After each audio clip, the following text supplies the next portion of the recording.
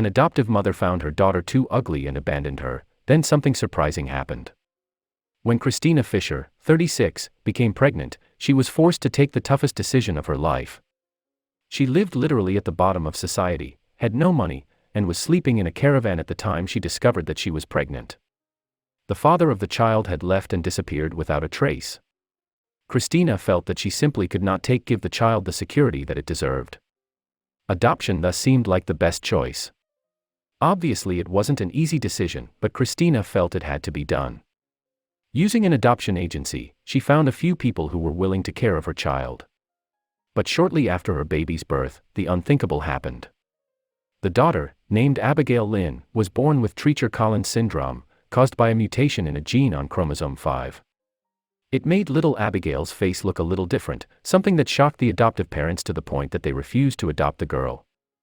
They rushed out of the hospital as soon as they saw Abigail. That's when the distraught mother Christina felt compelled to act. 36-year-old Christina Fisher from Florida rocked her 6-month-old daughter, Abigail Lynn. It was a miracle that she even still had her daughter in her own hands, as she'd already decided to put her out for adoption and had already accepted the idea that she would probably never see her again. When Christina became pregnant, she was unemployed, lived in a broken caravan and was afraid she wouldn't be able to take care of her child. But shortly after the birth, in January 2016, everything changed. The doctors told Christina that her daughter was born with a very rare genetic disease, Treacher-Collins syndrome, TCS. TCS manifests itself a way that renders the face underdeveloped.